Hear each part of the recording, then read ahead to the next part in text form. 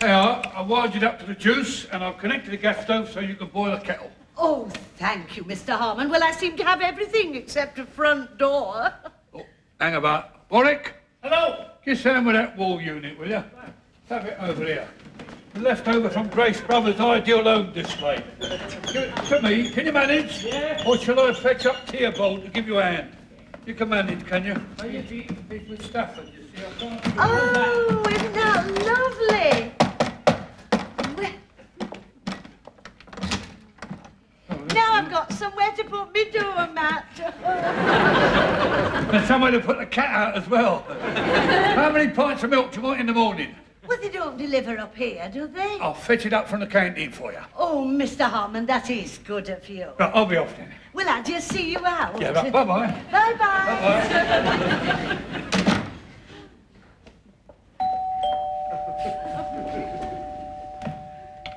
Yes? I forgot to plug in the phone. Can you do that? Oh, yeah. I can give you an outside line or an internal one, see?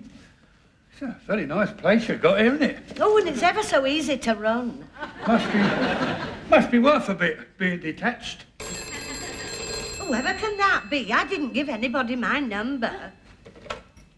Mrs. Slocomb's residence, Arm the butler here. Yeah, it's Mr. Rumbold for you.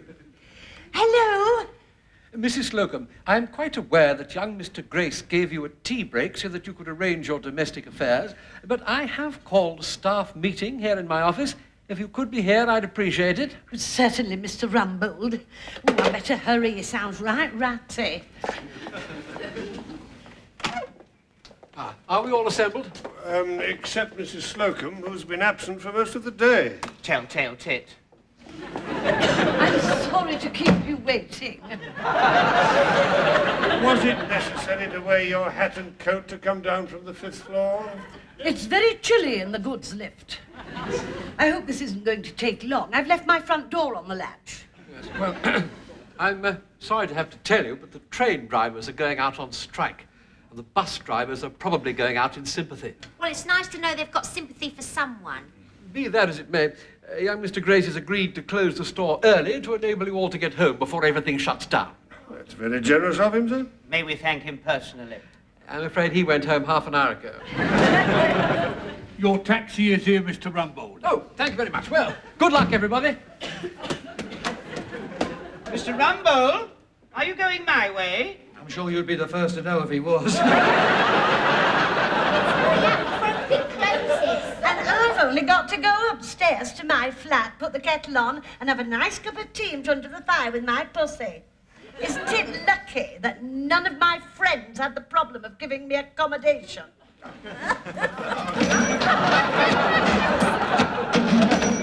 This year's fancies are passing fancies. La-dee-da-dum-dee-dee-dee. These my heart understands. La la la la la la la. I'm dreaming dreams. Oh.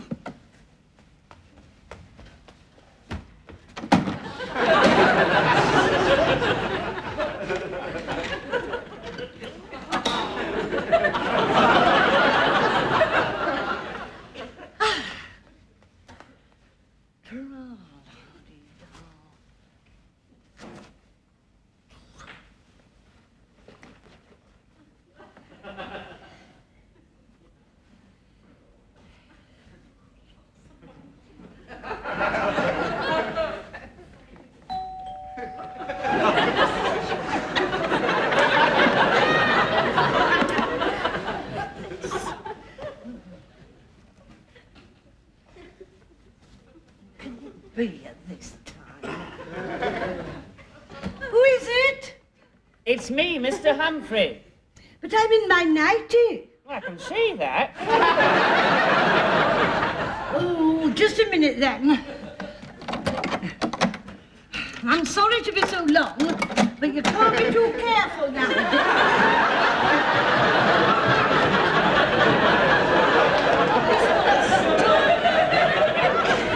Can I give you a hand?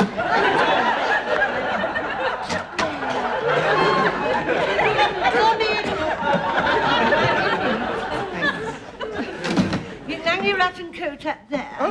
you very much. Now then, would you like to come into the parlour? Oh, I say. Well, now, what brings you to these parts? Well, I got on the bus and we'd only gone about 200 yards and the conductor became very sympathetic and said to us, get off. So I thought, well, I'll just pop in and see Mrs. Slocomb before I start my long 15-mile lonely walk home. Well, I suppose you could always use my spare room. On the other hand, of course, there might be talk. I don't think so, not in my case. Go on, then. Put your feet up, I'll make you a nice cup of tea. Oh, do you know, that's just what I could do with.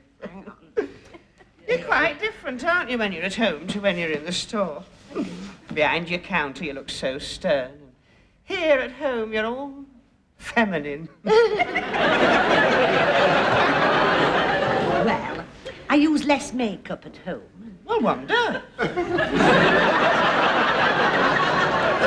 I give you a hand? No, there's no need. Oh, I don't mind. I'd like to see your kitchen. Oh, well, come on, then. Oh, what a lovely view. Yes. I love the continent. Very compact, isn't it? Well, there's only me since Mr. Slocomb was taken. Was it very sudden? Oh, there was no warning at all. The fraud squad came at 8 o'clock.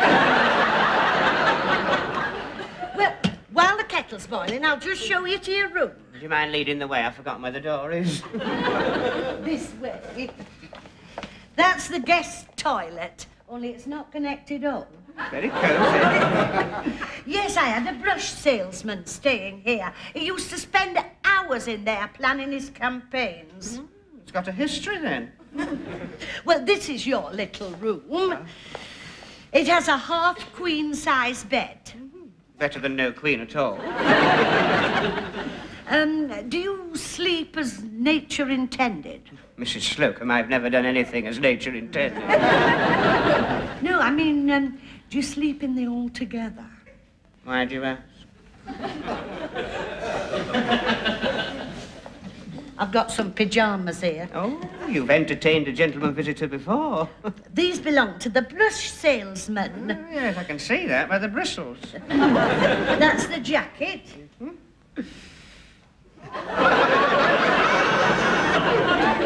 He was a very big man. On top, yes. Well, you know, it didn't have a right lot down below.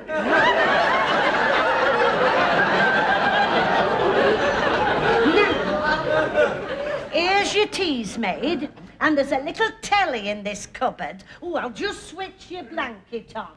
There, it'll take the chill off for you. Mrs. Slocomb, you certainly know how to look after a person. Well, it's nice to have somebody to care for. You seem to enjoy it. I bet your mother does too. She says it's time I left home. Well, just for tonight, you have. Yes, and the way the buses are going, it might be a week. Oh, a whole week together. Come to think of it, it might not be a bad thing. You know, I was clearing out our attic at home the other day and I found this old calendar called The Week of Love. It said Monday for meeting, Tuesday for talking, Wednesday for wishing, Thursday for touching, Friday for some reason had been torn out.